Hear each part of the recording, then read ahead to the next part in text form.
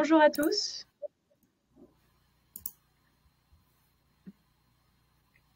Bonjour. Ah, voilà. On a quelques personnes qui sont là. Je ne vois pas le chiffre exact, mais je vois des bonjours.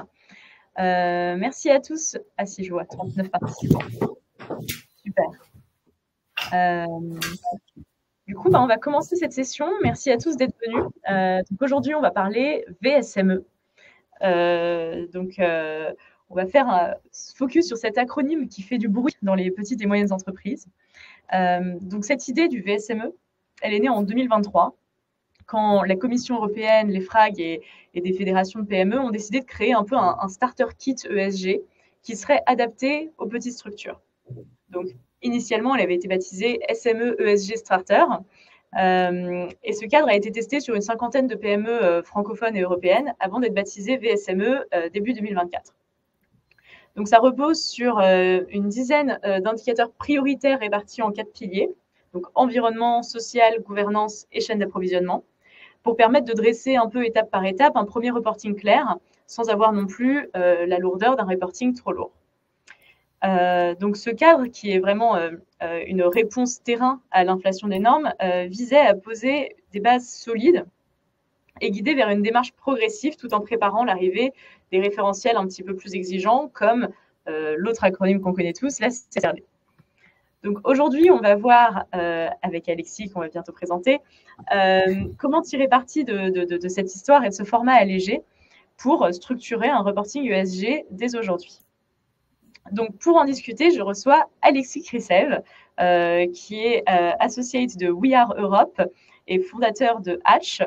Et on va ensemble questionner ce standard, en décrypter les forces et les bénéfices et pointer potentiellement ses limites, explorer ensemble comment aller plus loin. Si vous êtes prêts, on y va. Donc l'idée, c'est que dans les 45 minutes, vous repartez avec un petit rappel de toutes les dernières actualités ESG, avec un point sur le projet Omnibus, une compréhension concrète de l'intérêt de VSME et de la manière dont ça peut simplifier la vie des PME, et une réflexion sur les forces et limites du standard. Donc Alexis, avant qu'on rentre dans plus de détails, est-ce que tu peux te présenter rapidement pour les personnes qui nous écoutent? Oui, bonjour, merci beaucoup de m'accueillir. Déjà, est-ce qu'on m'entend bien? C'est bon, Laetitia? Moi, je t'entends en tout cas, très bien. Très bien. Et puis, est-ce que Et mon Arnaud fond, a c'est dit marqué super. à l'endroit ou à l'envers? J'ai fini par réussir à le mettre. C'est marqué à l'endroit ou à l'envers derrière moi? C'est bien marqué. Bon, tout va bien. Désolé, j'ai un peu galéré avec la technique. Bonjour à toutes et à tous, ravi d'être là avec vous. Je suis Alexis, donc je suis Alexis Krisev, je suis le fondateur et associé du cabinet de conseil Hatch, qui est un cabinet de conseil spécialisé en RSE depuis 16 ans. On vient de fêter nos 16 ans. Et je suis également à l'origine, et je fais partie des cofondateurs d'un collectif qui est désormais devenu une association qui s'appelle We Are Europe, qui œuvre à rendre visible et rendre possible la transition et la promotion d'une économie européenne qui soit équilibrée dans ses dimensions économiques, sociales, environnementales, voilà, qui soit mise au service de la transition et du progrès humain. Merci Alexis. Je vais me présenter aussi rapidement, je réalise que je ne l'ai pas fait au début. Donc Laetitia Carl, je suis la directrice générale de Greenly. Et je suis aussi membre de We Are Europe, de l'association, et notamment au conseil d'administration qui s'est lancé récemment quand le collectif est devenu une véritable association. Donc on travaille activement avec Alexis à promouvoir la durabilité en Europe. Donc, sur notre sujet, la durabilité, justement, il est tentant de penser que c'est un peu l'affaire des géants du CAC 40, quoi. Parce que qui aurait d'autres que eux les moyens de structurer ces process, d'engager des consultants, de dédier tout un département même à la RSE. Donc ça, c'était un peu une ancienne idée. Et pourtant, aujourd'hui, derrière chaque PME, il y a des fournisseurs, des salariés, des clients, même des territoires qui attendent des engagements concrets. Et donc, il y a cette pression du donneur d'ordre, un appétit grandissant des investisseurs pour la finance durable, et donc qui vont donner essentiellement des conditions favorables aux entreprises engagées. Il y a des consommateurs qui sont de plus en plus exigeants, des employés qui le sont aussi. Et en fait, l'ESG devient vraiment un facteur de survie et de compétitivité, et bien plus qu'une case à cocher pour les entreprises de toute taille. Toi, Alexis, est-ce que tu as envie de dire un mot sur pourquoi, à ton avis, c'est essentiel pour les PME de se lancer aujourd'hui dans une démarche ESG? Oui, bah, tu l'as bien dit. Je pense qu'au-delà d'essentiel, c'est incontournable en fait. C'est-à-dire que souvent, ou peut-être par le passé, on a vu la RSE ou l'ESG comme une espèce de discipline à part, un truc à faire en plus et autres. Mais de plus en plus, avec les années, la RSE s'impose comme une évidence en raison notamment des problématiques auxquelles les entreprises sont confrontées au quotidien. Donc, il y a la dimension que tu as évoquée qui est il y a des attentes, il y a la pression. Toutes les entreprises sont dans des chaînes de valeur. Les entreprises sont souvent des fournisseurs d'autres entreprises, qui sont elles-mêmes fournisseurs d'autres entreprises. Donc, il y a la pression de vos clients. Il y a de plus en plus d'appels d'offres où la pondération des critères RSE sont de 20-30% de la note. Il y a la pression des donneurs d'ordre aussi financiers. Il y a la pression des banques, si vous faites appel à des financements du type, je sais pas, de chambres de commerce, de la BPI ou d'autres, il y aura souvent et quasiment toujours des questions relatives à l'ESG. Mais ça, c'est un peu la RSE qu'on fait par obligation. Or, en fait, nous, ce qu'on dit depuis 16 ans chez Hatch, c'est que la RSE, c'est un levier de stratégie, un levier de création de valeur. Et aujourd'hui, malheureusement, à l'aune des crises qu'on traverse, qui sont de plus en plus perceptibles dans les entreprises, il y a des raisons quotidiennes de faire de la RSE. Encore faut-il comprendre ce qu'on met dans RSE. Et en fait, souvent, la confusion ou les malentendus viennent du fait que les gens mettent pas forcément toujours la même chose derrière. Donc la RSE, peut-être c'est l'occasion de leur dire une bonne fois pour toutes, mais c'est du social, de l'environnemental, de la gouvernance. L'environnemental, c'est des sujets qui couvrent la question du carbone, du climat, de la biodiversité, de l'eau, de la pollution, de la gestion des matières premières, des ressources et des déchets. Le social, c'est vos travailleurs chez vous, les travailleurs dans vos chaînes de valeur, donc c'est en relation avec les collaborateurs, les personnes dans les chaînes de valeur, les communautés affectées, et ce qu'on appelle les communautés affectées, donc les personnes qui gravitent autour de votre activité. C'est également vos clients, et puis la gouvernance, c'est les questions de transparence, de gestion, etc. Donc en fait, quand on a dit ça, on comprend que la RSE est partout. Et aujourd'hui, les problématiques de l'entreprise au quotidien, que ce soit de continuer à pouvoir sourcer des matières premières, que ce soit de pouvoir faire face à des problématiques de cyberattaque. On ne sait pas encore quelle est l'origine de la panne géante qui a eu lieu hier, mais il y en a dans les entreprises de plus en plus fréquemment, que ce soit des questions de gestion des données personnelles, des questions de rétention des talents, que ce soit des questions de relations avec vos clients, vos partenaires. La RSE est partout. Une fois qu'on a compris ce qu'est réellement la RSE, c'est-à-dire en fait la gestion de ses impacts, de ses risques, de ses opportunités au quotidien, elle est partout. Et donc, c'est absolument impossible d'envisager gérer une entreprise aujourd'hui sans adresser la question de l'ESG et de la RSE, bien évidemment. Et pourtant, il y a encore pas mal de PME qui hésitent à se lancer. Pour toi, c'est quoi l'objection principale que tu entends sur le terrain qui freine les dirigeants? Alors en fait, quand tu dis qu'ils hésitent à se lancer, moi ce que je constate beaucoup dans les entreprises qu'on accompagne, c'est qu'il y a beaucoup de monsieur et madame Jourdain de la RSE. C'est-à-dire qu'en fait, il y a beaucoup de gens qui font de la RSE sans le savoir ou sans s'en rendre compte. Et encore une fois, ça vient du malentendu que je décrivais tout à l'heure. Il y a plein de choses qu'on fait en réalité. Toute démarche RSE commence souvent par faire un inventaire des pratiques et on se rend compte qu'on part jamais de zéro en fait. Si vous avez une politique d'accueil des nouvelles recrues, des actions de formation, des actions de promotion de la diversité dans votre entreprise, si vous avez des actions de mise en conformité, si vous avez certifié une usine ou si vous avez même des actions de gestion de votre énergie, tout ça, on va le retrouver dans une politique RSE. Donc, quand tu dis il y a des entreprises hésitent à se lancer, peut-être elles hésitent à formaliser de manière très spécifique la RSE, et ça, c'est un problème aujourd'hui de ne pas formaliser ça. D'en faire un sujet à part entière. Alors, à plus forte raison de recruter quelqu'un à un poste entièrement dédié à ce sujet de la RSE. Pour autant, voilà, je pense que tu as raison. Aujourd'hui, il y a un besoin de formalisation et de structurer et d'adresser ce sujet de manière stratégique comme n'importe quel autre sujet dans l'entreprise. Pour autant, j'ai jamais croisé une entreprise qui ne faisait absolument rien en matière de RSE. Ça n'existe pas, ou en tout cas, ce serait très, mais c'est quelque chose qui est important à dire, c'est qu'on a tous déjà quelques éléments qu'on fait et l'idée c'est de savoir les regrouper quelque part, se mettre des targets et savoir ce qu'on veut atteindre avec ça. Si on le fait déjà, c'est qu'on y a vu une utilité et c'est quelque chose qui va beaucoup intéresser les parties prenantes comme on l'a dit juste avant. Donc savoir aussi le communiquer efficacement. Donc personne ne part de zéro et c'est déjà une bonne chose de le reconnaître. Donc, avant d'entrer... Pardon, vas-y. Juste en un mot, tu me demandais, parfois, il y a ce malentendu dont je parle, auquel je reviens souvent. souvent, ça fait qu'il y a parfois des dirigeants qui vont dire, ah non, la RSE, m'embêtez pas avec ça, non, c'est un truc d'écolo, là, c'est vraiment pas la question du moment, la priorité, c'est, donc, j'ai déjà eu des situations comme ça, et je dis, mais d'accord, je comprends, c'est pas prioritaire pour vous, du coup, c'est quoi qui est prioritaire pour vous? Bah, on perd des clients, c'est mes concurrents qui nous attaquent, voilà, c'est nos clients qui nous demandent de plus en plus de nous soumettre à des réglementations. En fait, si tu regardes à travers le prisme de la RSE, il y a des réponses de la RSE à l'ensemble des problèmes, quasiment l'ensemble des problématiques de l'entreprise aujourd'hui. Ouais. Et donc, avant d'entrer dans le vif du sujet, on peut faire aussi un rapide point sur le paysage réglementaire pour l'ESG. Donc, évidemment, il y a eu la CSRD, donc, qui est un cadre qui marquait une étape importante vers la transparence. Donc, ça introduit des nouvelles obligations de reporting, des indicateurs à suivre, des informations plus détaillées, qui demandent un peu d'organisation, surtout quand on est une PME. Donc, il y a l'EFRAG, qui pousse à rendre ce reporting plus clair et plus complet. Donc, les attentes évoluent de manière progressive et l'EFRAG va aider à rendre ça plus abordable. Et donc, il y a la grosse question de qu'est-ce que ça change pour une PME. Donc, l'occasion de structurer sa démarche ESG, de se familiariser avec des exigences qui sont celles des régulateurs, mais aussi des entreprises de l'écosystème avec lequel on est amené à travailler. Et il y a eu évidemment Omnibus qui est venu mettre des points d'interrogation sur le timing de ces réglementations. Donc, ce qu'on pensait arriver en 2025-2026 pourra être peut-être décalé dans le temps. Il y a des questions sur les nouvelles obligations de traçabilité, CS3D.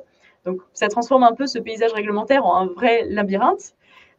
Pour toi, Alexis, c'est quoi les défis majeurs que rencontrent les PME dans cette nouvelle dynamique réglementaire et comment on peut les aider à s'engager dans ce processus sans se perdre dans toute la complexité? Ouais, bah le défi majeur, c'est la lisibilité actuellement. En fait, le défi majeur qui explique que beaucoup d'entreprises ont un peu mis le pied sur le frein là, c'est qu'en fait, on n'y comprend plus rien. En fait, c'est-à-dire que au nom d'une simplification, soi-disant, et ben, on est dans une période de flou. Donc en fait, voilà, la commission, en répondant aux pressions de plein de gens qui ont dit non, mais c'est trop compliqué, il faut arrêter, alors que c'était la CSRD était le fruit d'étapes consécutives, de consultations, de mise en commun, de réflexion. On était arrivé à quelque chose effectivement de trop complexe, qui d'ailleurs ne concernait pas directement les PME, mais les PME commençaient à comprendre que par le biais de la chaîne de valeur et de leurs donneurs d'ordre, elles seraient concernées pour la fourniture de données ESG. Mais c'est vrai que le revirement ou les reculs que nous connaissons depuis quelques mois maintenant nous ont fait entrer dans une phase de manque de lisibilité, de manque de clarté, au moins pour ce qui est des obligations réglementaires. C'est-à-dire que ce sur quoi il y a un doute aujourd'hui, c'est je vais être obligé de faire quoi? Alors, beaucoup d'entreprises se posent cette question.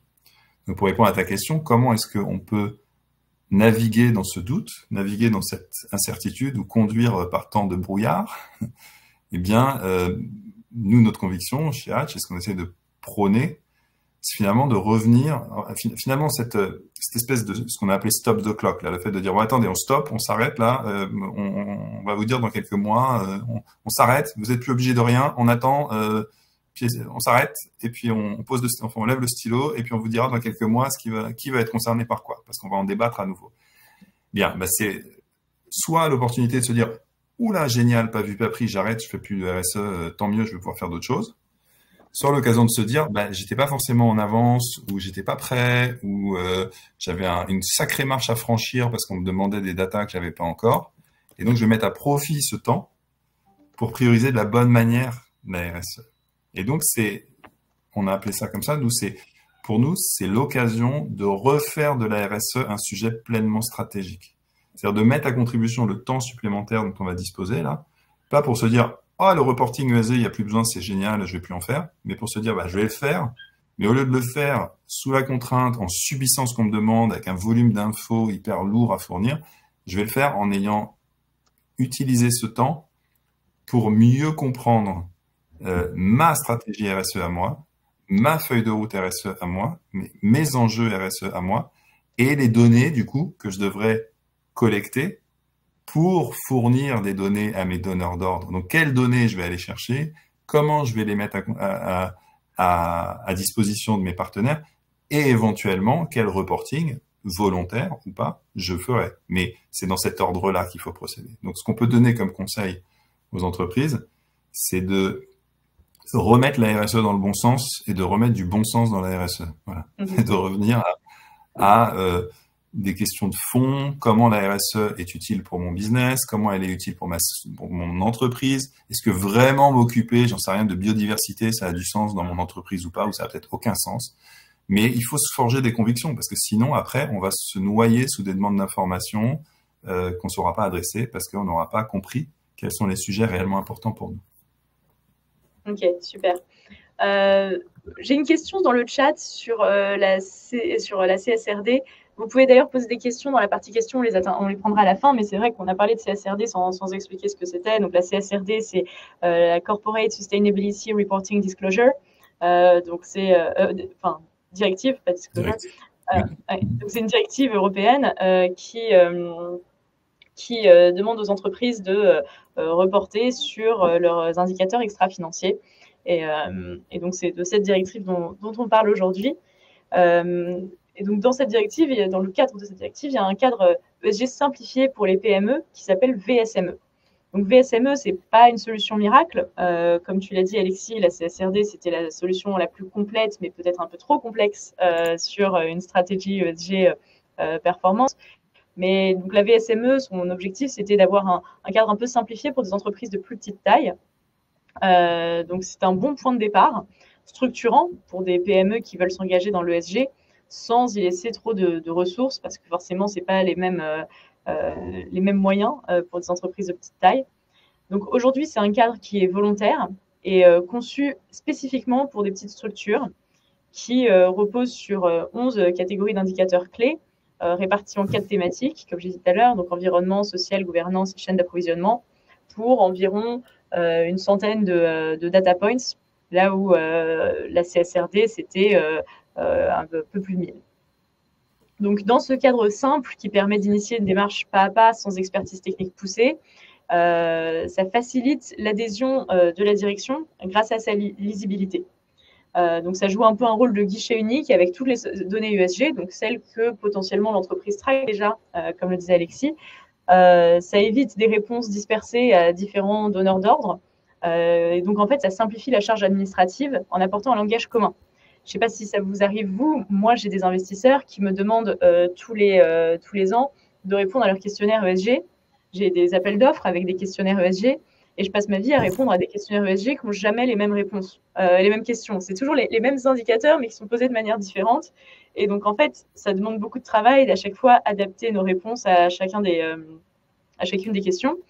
Là, avec CSRD ou VSME, l'idée, c'est d'avoir un cadre qui soit la norme. Et quand quelqu'un nous demande ce que c'est que notre stratégie RSE, on ait une réponse qui soit commune à toutes les entreprises. Toi, Alexis, c'est quoi ton avis sur l'utilité de la VSME pour se lancer dans un parcours ESG, en particulier pour des entreprises qui ne sont pas forcément soumises à des normes strictes? Oui, donc ouais, tu as bien fait de rappeler, je ne sais pas si c'est clair pour tout le monde, mais encore un mot peut-être sur la CSRD. Donc c'était, pour être très simple, hein, c'est dans le cadre du pacte vert européen, l'Europe s'est donné des objectifs de transition, notamment de neutralité carbone, voilà, sur les questions voilà, liées à l'environnement et au social, enfin, au sujet ESG, notamment pour informer les investisseurs et les financiers qui ont besoin d'informations sur les entreprises pour piloter leurs investissements et pouvoir piloter leurs risques, parce que quand les investisseurs, les financiers injectent de l'argent dans l'économie, ben, l'Europe a besoin de s'assurer que cet argent il soit injecté au service d'activités plutôt plus durables qu'au service d'activités moins durables. C'est pour ça qu'a été créé le pacte vert. Et dans ce cadre-là, une réglementation a été créée qui s'appelle la CSRD, comme tu l'as dit, qui vise à obliger les entreprises à donner plein de données qu'on appelle extra-financières. Entre parenthèses, je pense qu'on a tort de les appeler extra-financières parce qu'elles ont des incidences financières. Bref, je vais pas trop compliquer. En tout cas, des données, ce ne sont pas que des données financières du type données de bilan, chiffre d'affaires, rentabilité, EBITDA, etc. Donc c'est un peu une révolution parce que les entreprises, encore il y a pas très longtemps, elles étaient que à donner de la data financière, et plus le temps passe, plus les problèmes s'accumulent d'un point de vue des crises que nous traversons. Plus finalement piloter que avec des données financières, c'est piloter à l'aveugle en fait, parce qu'il manque plein d'informations qui sont essentielles pour bien gérer une entreprise. Et donc, c'est une révolution à mon avis salutaire que de dire les entreprises, elles doivent regarder plus que juste les données financières, sinon elles passent à côté de plein de sujets qui sont majeurs pour elles en termes de risques, d'opportunités et d'impact. Donc la CSRD, c'était cette ambition, je dis c'était parce qu'elle va beaucoup changer, mais en tout cas la CSRD a cette ambition de dire les entreprises doivent communiquer des données sur l'environnement, sur le social, sur la gouvernance. Les grosses entreprises ont déjà, dès cette année, soumis leur premier rapport de durabilité, donc avec toutes ces données. Donc en plus de leur rapport financier, elles fournissent un rapport qui contient toutes ces données. C'est effectivement plusieurs centaines, 600, 700, parfois 800 points de données, donc informations qu'elles fournissent, informations quantitatives et qualitatives, narratives. Et donc c'est beaucoup d'efforts. Effectivement, c'est un gros effort. Donc en ce moment, on est en train de revenir à une CSRD plus digeste. Et dans ce contexte-là, l'EFRAG, qui est l'organisme en charge d'éditer ces normes, a eu l'idée de proposer un cadre volontaire pour les entreprises qui sont pas soumises à la CSRD, pour leur dire bon bah vous n'allez pas avoir l'obligation parce que vous êtes en dessous des seuils, vous n'êtes pas concerné, mais on vous dit quand même ce que vous pourriez faire, ce que vous pourriez fournir comme data, comme données ESG minimale pour mener une démarche un peu volontaire pour informer et pour un peu uniformiser les informations qu'on met à disposition les uns les autres sur les entreprises. Excuse-moi, j'ai fait un peu long, mais n'hésite pas à me couper si je... Non, mais c'est important. Ouais. Ouais. Non, mais et du coup, celles qui sont dans une démarche volontaire, pourquoi c'est important pour elles de collecter de la data? C'était ta question en fait. Et donc de se lancer dans une démarche de collecte de data. Bien, on est dans une évolution au global qui fait que le reporting, la fourniture d'informations de la part des entreprises va devenir quelque chose d'usuel en fait. Ça va se généraliser. Que la loi l'impose ou pas, ça va se généraliser. La preuve, c'est que sur les premiers rapports de durabilité qui ont été fournis par des entreprises début d'année, là, il y en a eu, au moment où il y en avait 250, avec plein de données, presque la moitié ont été fournis par des entreprises qui n'avaient pas l'obligation de le faire. Il y avait notamment des entreprises en Allemagne, alors qu'en Allemagne, ils n'ont même pas transposé la directive dans le droit national, etc. Donc en fait, ça va devenir quand même normal et usuel. Et l'avantage d'avoir un cadre, c'est que les gens fournissent un peu un effort avec la même forme. Et comme tu disais tout à l'heure, pour éviter que on réponde à 1000 sollicitations, toutes différentes, c'est une perte de temps et c'est une perte d'argent. Donc l'idée, c'est un peu de centraliser et de répondre un peu tous avec le même genre de data. Alors VSME, l'avantage, c'est ça, c'est que c'est la même chose pour tout le monde. Donc c'est 11 informations basiques pour les gens qui sont dans une démarche volontaire, encore une fois, j'insiste. Donc 11 sujets, thèmes dans un module de base, qui est le minimum pour les toutes petites entreprises. Et il y a un module complémentaire qui ajoute 9 sujets complémentaires. L'avantage, c'est que ça fait un peu un 360 et que c'est quelques questions un peu qui vont être les mêmes pour toutes les entreprises. Donc l'avantage, ça peut être la comparabilité peut-être. Le gros inconvénient, selon moi, selon nombreux acteurs un peu spécialistes, c'est que c'est vraiment très très peu d'informations et c'est des informations quand même assez mineures. C'est-à-dire que c'est des informations qui ne sont pas hyper stratégiques. Donc je pense que c'est vertueux de le faire, mais je reviens à ce que je disais tout à l'heure, il ne faut pas confondre reporting et stratégie. Le reporting, la data, la collecte de la data, elle doit vous aider à piloter votre stratégie, à vous assurer que vous avancez dans la bonne direction, que vous avez un impact et d'informer vos donneurs d'ordre, vos partenaires, le grand public, les parties prenantes, sur vos avancées en matière de durabilité. Or, VSME ne répond pas complètement à cet enjeu. Donc, c'est un bon début. C'est pas mal si vous êtes un peu au début d'une démarche de dire attends, faut que j'aille chercher de la donnée, je vais commencer par au moins je commence par VSME, c'est vraiment le plus petit vous voyez la notion un peu de poupée russe, enfin on dit poupée ukrainienne maintenant, mais c'est la toute petite poupée, vous allez avoir VSME où il y a vraiment OK, il y a 60 indicateurs dans le basique plus 40 indicateurs points de données dans le comprehensive module, donc le module étendu. Bon, vous allez s'en donner. sans données, mais c'est des données de base. Hein. Il y a qui dans votre staff, il y a combien de femmes dans vos organes de gouvernance, il y a combien vous avez de produits polluants et quel poids, et c'est quoi votre bilan carbone scope 2, c'est-à-dire consommation d'énergie. Enfin, c'est des choses très simples. Mais au moins, c'est un pied à l'étrier, donc c'est en ça que c'est vertueux. Et peut-être qu'il y a une question que j'ai vue dans le chat, tu veux que je la prenne ou pas? Il y en a plusieurs. Il y en a une sur la double matérialité. Donc, on fait affirmer qu'elle n'est plus obligatoire. Donc, peut-être aussi expliquer ce que c'est que la double matérialité. Tu veux y aller ou j'y vais? Ouais, je vais peut-être y répondre parce que ça complète bien ce que je viens de dire. En fait, ce qui est dommage avec VSME, c'est que justement, c'est OK, vous allez communiquer vos informations ESG sur quelques sujets environnementaux, quelques sujets sociaux, mais que sur vos salariés. Il n'y a plus les travailleurs dans vos chaînes de valeur. Il n'y a plus, par exemple, les travailleurs chez vos fournisseurs, des choses comme ça. Donc, ça permet pas de remonter la chaîne. Il n'y a plus les informations relatives à vos politiques vis-à-vis de vos clients. Et d'une manière générale, il y a que du quantitatif, donc quelques chiffres, mais il n'y a pas trop vos politiques. Vous n'avez pas l'opportunité vraiment de dire, enfin, vous pouvez de manière volontaire, mais en tout cas, on vous impose pas de communiquer vos politiques, vos stratégies, vos plans d'action. Et donc, pour moi, il manque cette dimension stratégique. Et une des choses qui permet vraiment d'aborder la RSE de manière stratégique, c'est cette fameuse analyse de double matérialité. Là aussi, ça peut être un exercice un peu lourd pour une toute petite entreprise, mais on peut en prendre une partie. On peut faire une double matérialité simplifiée. Et la double matérialité, c'est quoi? C'est faire un inventaire des enjeux RSE, des impacts, des risques, des opportunités qui sont pertinents pour votre entreprise. Vous avez peut-être une entreprise où la question de l'eau est hyper importante, et puis il y a un autre acteur sur un autre secteur pour qui l'eau c'est pas du tout important. Par contre, la question de la pollution, ça va être hyper important. Ou la question des politiques d'égalité hommes-femmes, par exemple, auprès de leurs salariés, parce que c'est des sujets très difficiles dans le secteur où ils évoluent, etc. Et donc, l'analyse de double matérialité, c'est le socle, c'est la première étape qui permet de se dire, vous, dans votre entreprise, c'est quoi les enjeux les plus importants? Et malheureusement, dans VSME, il n'y a pas d'obligation de faire une analyse de double matérialité. Il y a plus. Il y avait dans une première version, mais ça a été écrémé. Il n'y a pas d'obligation de réfléchir et de fournir une représentation de votre chaîne de valeur, une cartographie de vos parties prenantes. Tous ces éléments qui étaient des éléments qui permettaient d'avoir une vue et une approche plus stratégique de la RSE plutôt qu'un bête exercice de cochage de cases. Donc, je ne dis pas que c'est pas utile de collecter ces données, c'est utile, mais il faut pas le faire, je vais pas utiliser des gros mots, mais bêtement ou de manière scolaire, en faisant l'économie de la question de, mais je fais ça pourquoi et c'est quoi les enjeux de mon entreprise? Voilà. Et malheureusement, avec VSME, ça peut être utile, mais il faut vraiment que ce soit fait au sein d'une réflexion plus globale sur la stratégie de son entreprise.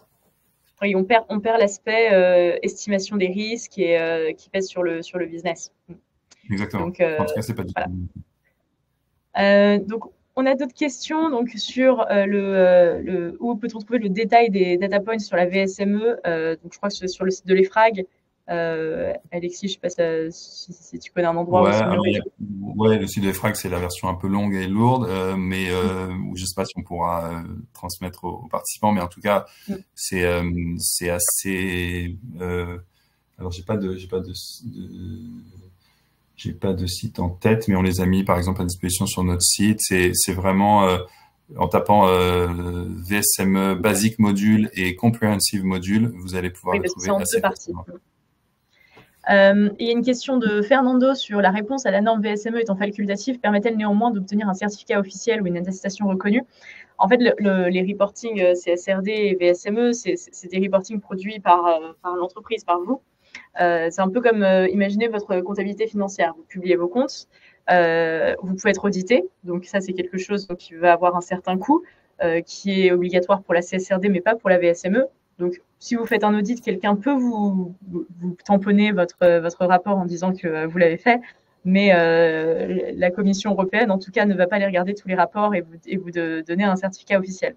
Mais l'utilité de ce reporting, c'est plutôt d'être dans le guichet unique, la comparabilité, et permettre en fait de donner votre rapport VSME à des donneurs d'ordre, donc que ce soit vos clients, vos investisseurs, votre banque, qui vont vous demander, c'est que plus personne ne puisse vous demander des informations qui ne soient pas celles du cadre qui vous est propre. Donc, en fait, en reportant la CSRD, en collectant dès maintenant ces informations, vous serez en position de leadership. Dès que quelqu'un aura des questions sur le SG, bam, vous leur donnez votre rapport VSME ou CSRD et il y aura les réponses aux questions qu'ils se posent.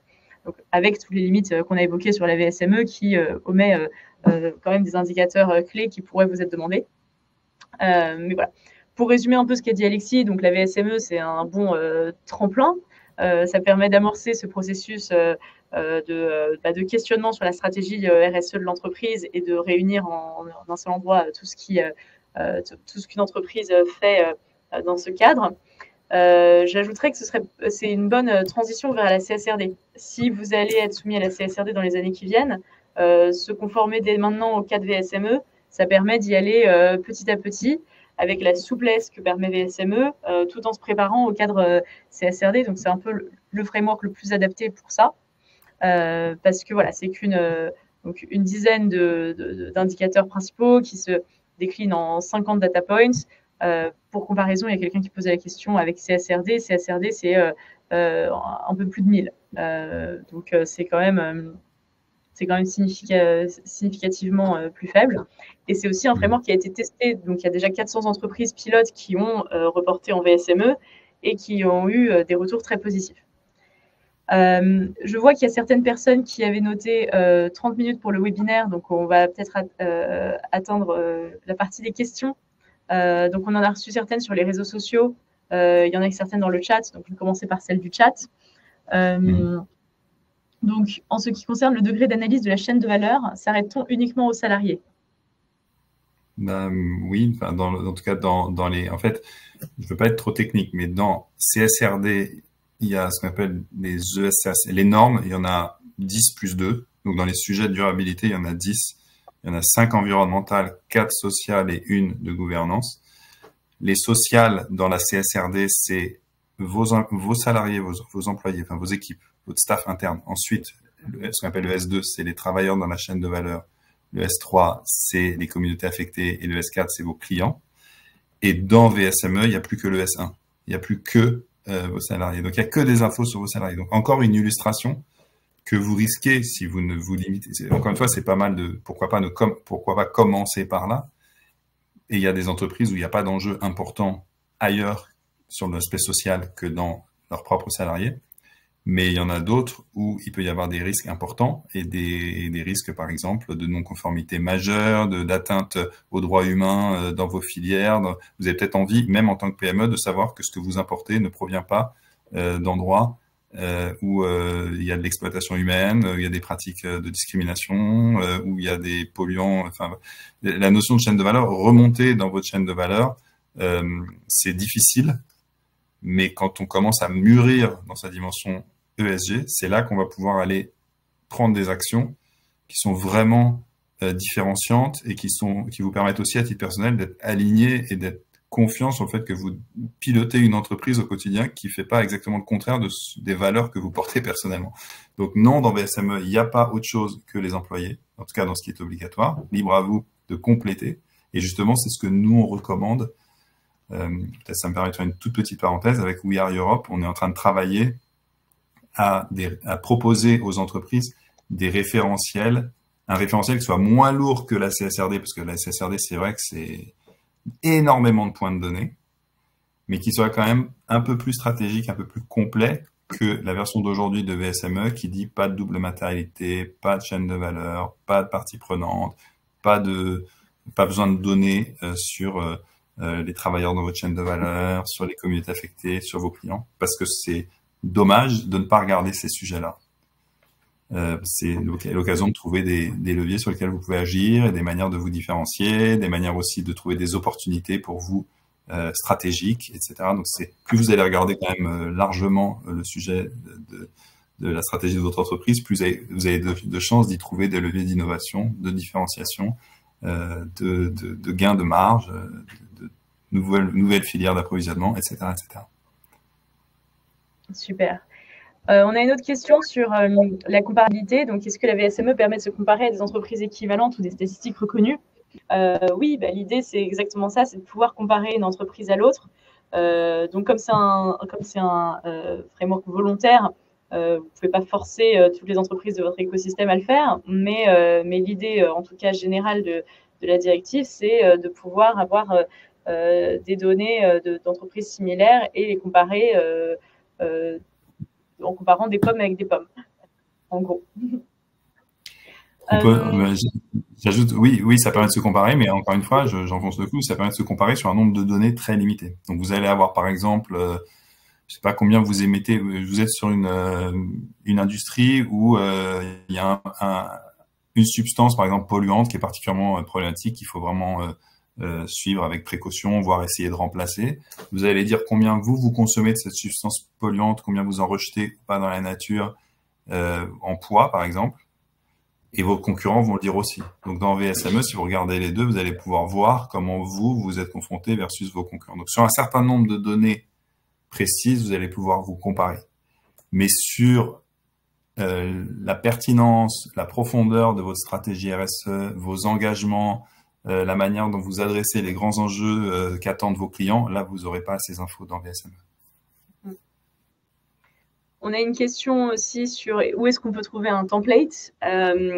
Donc, on disait où est-ce qu'on pouvait trouver les questions tout à l'heure. L'idée, c'est que après, il y a des plateformes, par exemple sur Greenly, vous pouvez faire votre rapport VSME. Donc, vous avez toutes les données centralisées sur la plateforme où vous pouvez inviter des collaborateurs pour certaines questions. Où seront centralisés les rapports VSME? Une fois qu'ils sont publiés, Alexis, toi, tu sais où est-ce qu'ils sont? Alors, non, je suis pas 100% sûr. Je crois qu'il y avait une volonté et des velléités de la commission. Je sais qu'on peut le transmettre en simple version Excel ou via un logiciel. Je crois même qu'on peut utiliser les mêmes tagging IXBRL que ce qui était prévu pour la CSRD. Je crois qu'il y avait, mais je veux pas dire de bêtises, je crois qu'il y avait des velléités de justement d'avoir une espèce de plateforme qui centralise les rapports VSME, mais je n'ai pas de certitude là-dessus, donc je vais utiliser mon joker. C'est encore plus jeune, hein, donc on ne sait pas. J'ai une question sur les réseaux sociaux qui dit, vous parlez de VSME, mais si demain on veut évoluer vers des cadres plus costauds comme la CSRD ou SBTI, est-ce que des outils, c'est sur nous, des outils comme Greenly suivent? Je n'entends que du bon sur vous, mais comment garantissez-vous que les rapports soient bien alignés sur tous ces standards? Donc, en effet, donc le VSME, je l'ai mentionné, c'est une bonne étape vers d'autres cadres, comme la CSRD, etc. Et l'idée, en fait, c'est qu'il y a une sorte d'interopérabilité entre ces frameworks. Si vous avez rempli toutes les questions VSME, le jour où vous passez à CSRD, il y a une vraie traduction. Et donc, chez Greenly, nous, on permet de répondre à plusieurs standards. Donc, s'il y a des questions que vous avez déjà répondues auxquelles vous avez déjà répondu pour un certain framework, on va pouvoir la traduire dans les autres cadres réglementaires. J'ai vu des boîtes autour de moi ramer pour la structure de leur reporting ESG. Est-ce qu'il y a des erreurs classiques à éviter, surtout quand on n'automatise pas la collecte de données? Je ne sais pas si, Alexis, tu veux donner un peu des petits conseils aux PME qui débutent avec le reporting ESG?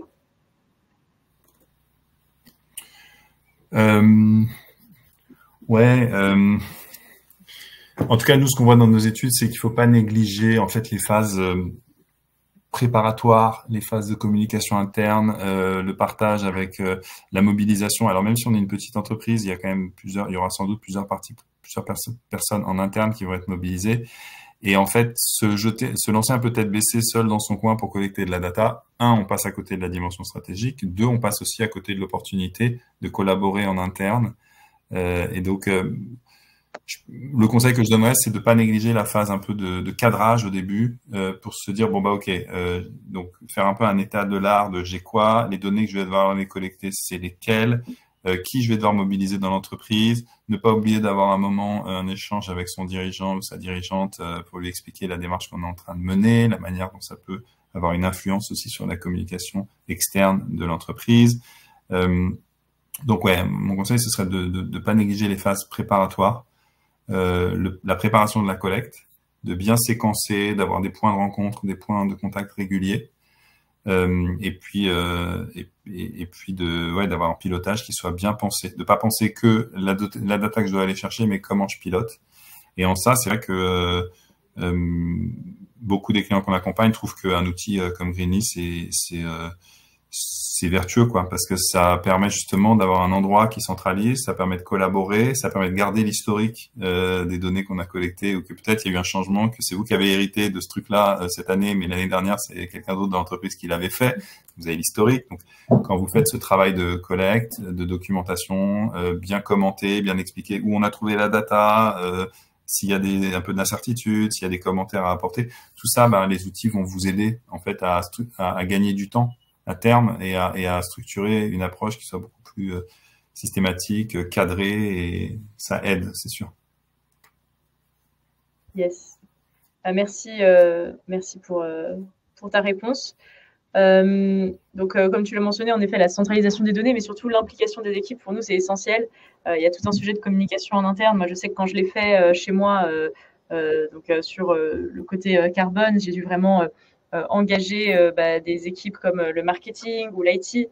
Par exemple, on a changé notre cloud pour avoir un cloud plus vert. C'est quelque chose qui demande beaucoup d'engagement parce que ça va demander beaucoup de travail à certaines équipes qui vont devoir changer leurs habitudes, mais en leur montrant tous les avantages qu'on peut avoir comme ça, puis l'impact aussi, ce qui joue beaucoup pour les individus, c'est quelque chose qui marche de mieux en mieux. Ok, bah écoutez, pour conclure, si on peut donner quelques points à retenir, donc la VSME, donc elle permet aux PME de démarrer leur parcours ESG d'une manière simple et progressive. C'est pas la solution ultime, mais c'est une bonne étape pour se préparer à des référentiels plus complexes, par exemple la CSRD. Donc nous, chez Greenly, on offre cette plateforme qui permet aux entreprises de structurer cette approche ESG et réduire un peu la charge de travail qui peut être leveragée pour ça. Donc voilà, la VSME, ça ne résout pas tout, mais ça permet de faire ce premier pas, de se poser les bonnes questions et d'ouvrir une voie vers une trajectoire ESG plus solide.